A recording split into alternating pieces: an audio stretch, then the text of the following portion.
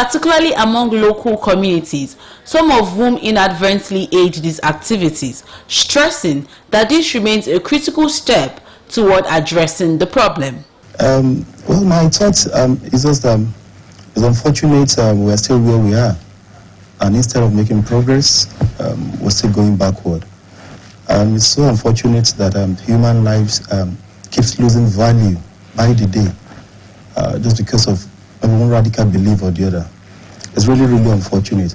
And when you look at the overall interest, you look at what has this done to us as individuals, what has it done to our collective image, even locally and internationally. And, you know, you say nobody will clap for us. Nobody will tell us that we are doing well in that regard. So I think it's really unfortunate. Also featuring on the program, a security expert, Group Captain Oluyole, retired, described the attacks on military bases as deeply troubling, noting that such installations are often targeted to weaken security forces before assault on vulnerable communities. He further stressed that incidents of this nature raise concerns about possible internal compromise within the system, describing it as disheartening. He added that the escalation is particularly surprising given the current fasting period, a time when violence is typically expected to decline. It is not out of place that military bases will be attacked, especially in areas that are predominantly full of insurgents. You agree with me that those people too, they do their homework and they have their intelligence gatherers for themselves. And you agree with me that sometimes even in civil populace, when they want to strike, they go for the police stations, because that's the agency that will come to neutralize them.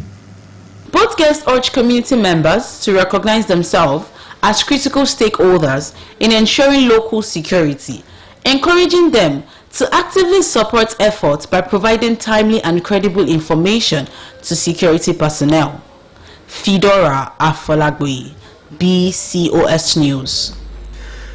The Kaduna State Police Command has rolled out extensive security arrangements across the state ahead of the Eid al-Fitr celebrations, assuring residents of a safe and peaceful festive period. In a press statement today, the command's public relations officer, DSP Mansur Hassan, said tactical commanders, intelligence operatives, and other personnel have been deployed to strategic locations, including Eid prayer grounds, markets, recreational centers, and major highways. The move, according to the police, is aimed at preventing any security breaches before, during, and after the celebrations. Meanwhile, the State Commissioner of Police, Rabiu Muhammad, said the command is committed to ensuring a hitch-free celebration and urged residents to cooperate with security agencies. While congratulating the Muslim faithful on the successful completion of the Ramadan fast, CP Muhammad prayed for peace, unity and prosperity in Kaduna State and across Nigeria. He further wished residents a joyful and incident-free Eid al-Fitr celebration. The federal government today sealed 3 factories in Oluyole, Ogun State after inspections revealed serious violations of occupational safety standards that exposed workers to hazardous lead-related condition. The Minister of State for Labour and Employment, Keruka Nyejeocha, led the occupational safety and health inspection, explaining that the action followed the company's failure to comply with a 90-day notice issued on the 9th December. Describing the unsafe conditions, she noted that workers handle materials with bare hands, adding that the factory managers refused access to the factories. The minister lamented the apparent disregard for human life, noting that workers lose their lives, with numbers increasing daily and many unaccounted for. She cited cases of over 30 deaths in a few months in one facility, over 20 in another, and a recent report of a young boy who died. The minister also revealed that the government is reviewing the Occupational Safety and Health Bill to strengthen penalties. The First Lady, Senator Oluremi Tinubu, is scheduled to preach at Lambeth Palace in London on Thursday as part of activities lined up for President Bola Tinubu's state visit to the United Kingdom. Lambeth Palace serves as the official residence of the Archbishop of Canterbury and is a central site for the Church of England.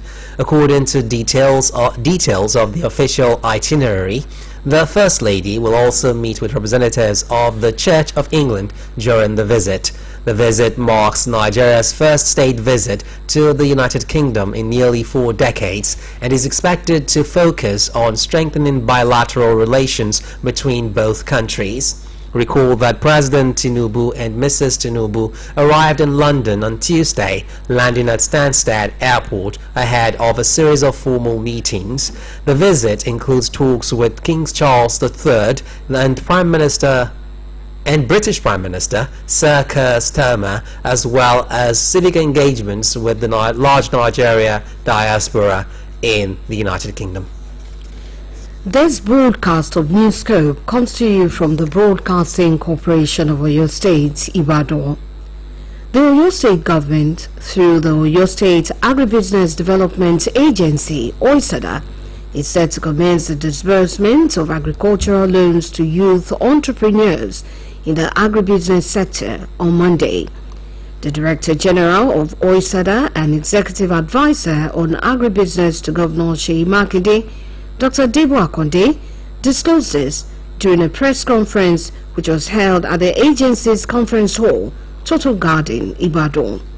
He said the provision of loan facilities to thousands of selected youth agripreneurs is aimed at empowering them and boosting agricultural productivity across the state.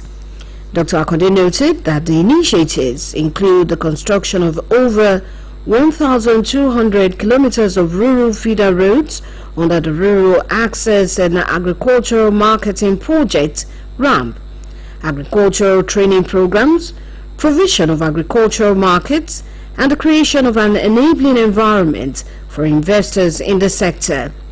He added that the agricultural loan scheme is supported by MasterCard Canada and will be disbursed in partnership with a leading commercial bank in Nigeria.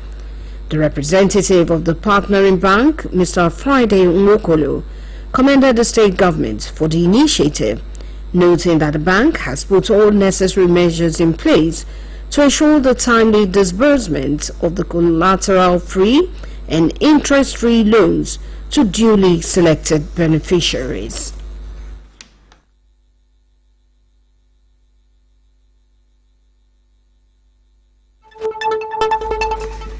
The Oyo State Police Command has announced the successful rearrest of a suspected kidnapper who previously escaped from police custody, an incident that sparked public concern and protests in the community. The command disclosed that the suspect, identified as Ayomide Karim, aged 25, was rearrested on the 17th of March 2026 at about 11:30 p.m. He was apprehended by operatives attached to the Ojogbodu Area Command during a routine stop-and-search patrol at a airport junction in Oyo.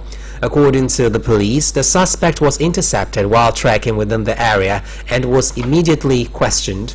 Further interrogation and checks confirmed that he is the same individual who had escaped from police custody at the Jubilee Division on the 10th of March in connection with a suspected kidnapping case. The police public relations officer, DSP Anyolade Olayinka, stated that the suspect is currently in custody and assisting with ongoing investigations. The police command reassured residents of its commitment to safety and urged members of the public to remain calm and support security agencies with useful information. Alumni associations have been highlighted as key to preserving the legacy of educational institutions in the country. Delivering a lecture titled Alumni Associations in the 21st Century, Relevance, Challenges and Opportunities, former Vice-Chancellor of Osun State University, Professor Labode Popola, noted that alumni bodies remain vital to the growth and sustainability of schools. Our reporter, Folashade Akitola, was at the St. Patrick Grammar School Founders Day celebration, brings the details. It was a celebration of legacy, impact and commitment as the St. Patrick's Grammar School Old Student Associations mark its 64th Founders Day with a 3-in-1 event featuring a lecture, compendium launch and award ceremony. Speaking at the event, the guest lecturer, Professor Labode Popola, stressed that alumni associations plays a critical role in preserving the culture and value of their alma mater. You cannot have an association that is strong if we do not have the culture of continuous communication. It should be meaningful communication that will help to enhance the development of the institution, that will help to enhance the development of individuals in the association. He added that while government support remain important, alumni contributions are essential in complementing efforts to improve educational standards. There are very positive examples amongst the old alumni, and they can always learn from them. There are some that have reached the peak of their career, some have grown into national and international prominence, so there is something to learn from them. Of course, not every alumnus of an institution is somebody that we can describe as honorable. So those that are very good amongst them, it behoves the current students to learn from them. The special guest of honor, Permanent Secretary and Tutor General Teaching Service Commissions of Oyo State, TESCOM Zone 2, Mrs. Omolara Fashino, described alumni associations as indispensable to the educational system, commending members for their continuous support and contributions to the school. Also speaking, the Director General of Nigeria Maritime Administrations and Safety Agency, MIMASA, who was also the immediate past president of the association, Dr. Dayo Muberola, expressed gratitude for the growth of the institutions, noting that the school plays a major role in shaping his life. He encouraged students to remain focused, pacified, and uphold good values. We have been through so many challenges and also had so many opportunities, and here we are today, and that the school still exists is a glory to God. To the young students, it is good to persevere, to try their best and wait for what future has for you, and not to forget the school. The president of the association, Mr. Ayo Aluko Olokun, expressed joys over the turnout of all students and the success of the programs, noting that the culture of giving back must be sustained for future generations. He also appreciated the support of the stakeholders, including the chairman of Broadcasting Corporation of Oyo State, Chief Mrs. Dotun Olaiton, for her contributions to the success of the association's activities. I feel very happy seeing so many old students participating in this program.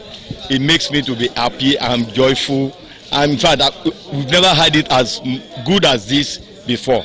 You can see the array of people that have come. I give glory to God for the success of the program. Highlights of the event included Thanksgiving service, the commissioning and the inspections of projects such as school entrance signage, library, e-library sessions and multi-sport courts, as well as the launching of the alumni compendium titled Our Banner Floating in the Sky. Awards were also presented to individuals and sets who have contributed significantly to the growth of the associations. Folashade Akintola, BCUS News. In the world of sports, Senegal has today called for an independent international investigation into corruption following the Confederation of African Football's CAF decision to strip the country of its Africa Cup of Nations title and award it to Morocco. The cause of the controversy stemmed from several Senegalese players walking off the pitch in Rabat during the final on the 18th of January. This is an act of protest in response to the penalty awarded to the host nation late in the second half stoppage time. On Tuesday, CAF sensationally reversed Senegal's win, citing regulations about leaving the field.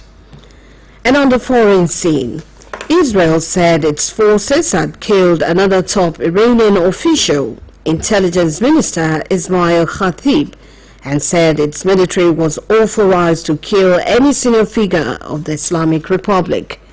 Foreign Desk Editor Folashade Akitola compiles details and other stories as presented by Bimbo Akombi. Iranian Security Chief Ali Larijani and Ghulam Reza Soleimani, head of the Basij paramilitary forces, were killed in Israeli air strikes on Tuesday. A funeral ceremony has been held in Tehran for both men. According to Press TV, the ceremony took place Wednesday as officials and mourners gathered to honor the two figures. The country's foreign minister insisted that Larijani's killing will not deal a fatal blow to Iran's leadership. Foreign Minister Abbas Araghchi said the United States and Israel are yet to realize that Iran's government does not rely on a single individual. Katz also announced that he and Prime Minister Benjamin Netanyahu had given the Israeli military standing authorization to eliminate other senior Iranian officials in their sites without case-by-case approval.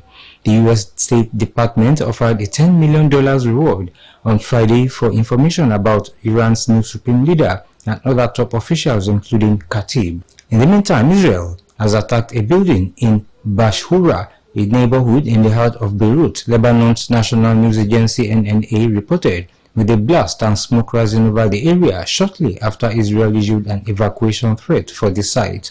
The attack was part of a deadly wave of Israeli strikes across Lebanon that killed more than 20 people and wounded dozens on Wednesday, according to the country's Ministry of Public Health, with raids stretching from the capital through southern and eastern parts of the country.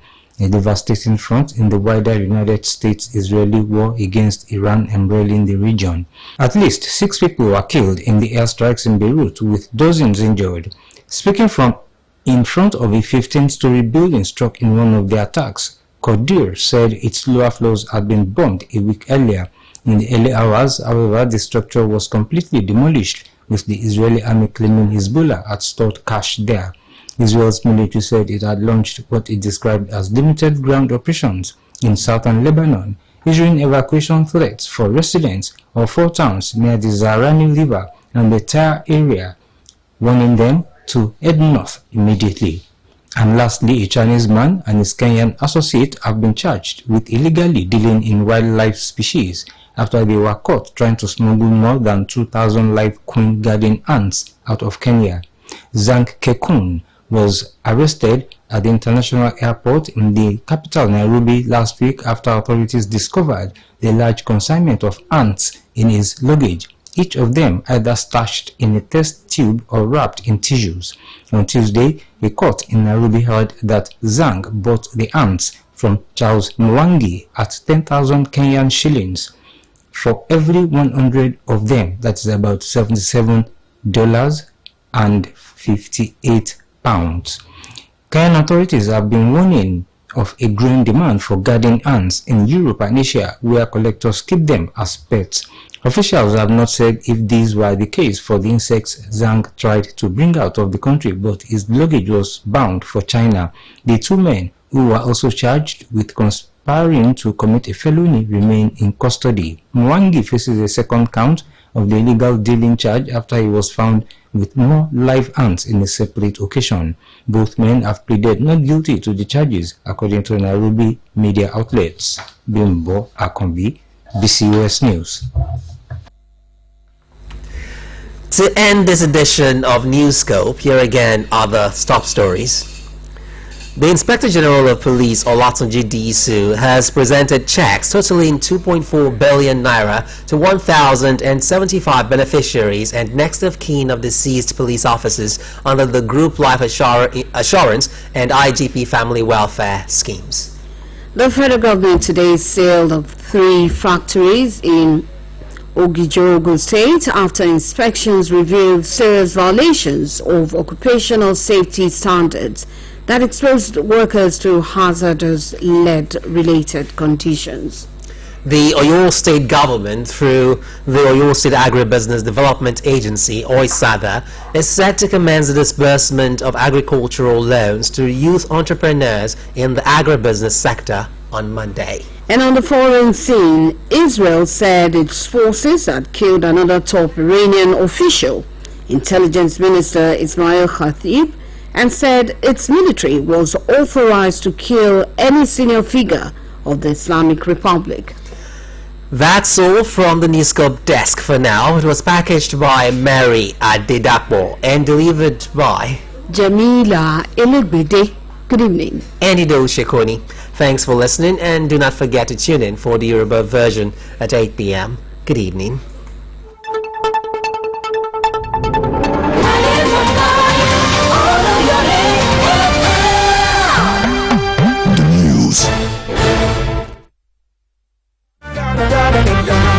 I am malaria, the king of malaria parasites.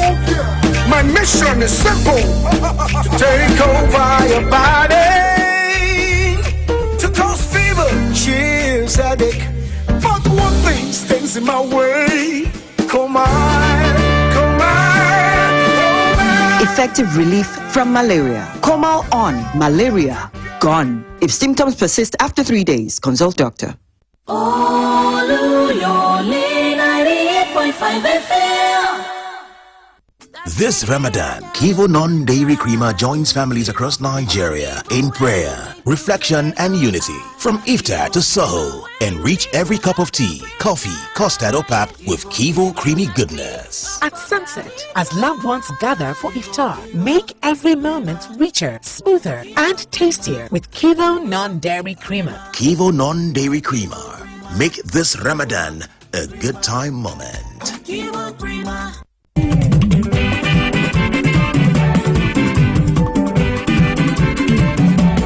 TS Charity ẹni fẹ́ ṣàríyá o, gbogbo ẹni fẹ́ ṣàjọ̀dún, àbẹ́ni fẹ́ ṣèpàdé o, gbogbo ẹni fẹ́ ṣènáwó. BCOS event grand, òun ni ẹ máa bọ̀.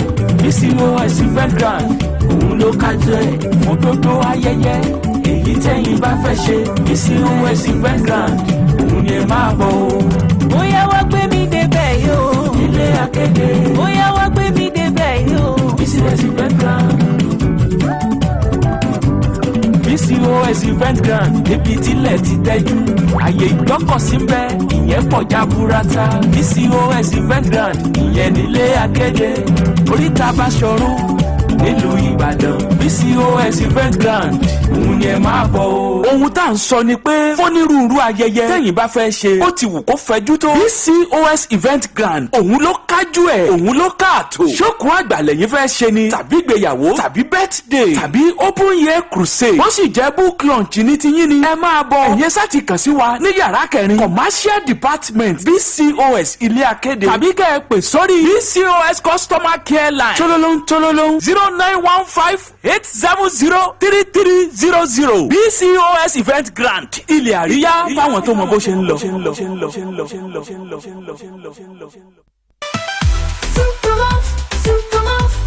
Unstoppable you, fueling your vitality the whole day through. Embrace each challenge with renewed might.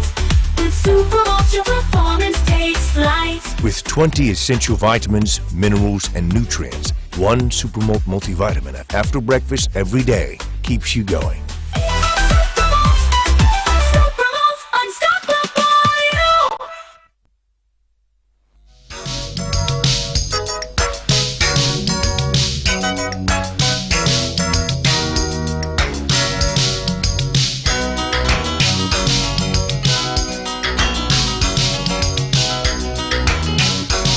Oh yeah, life is like a race.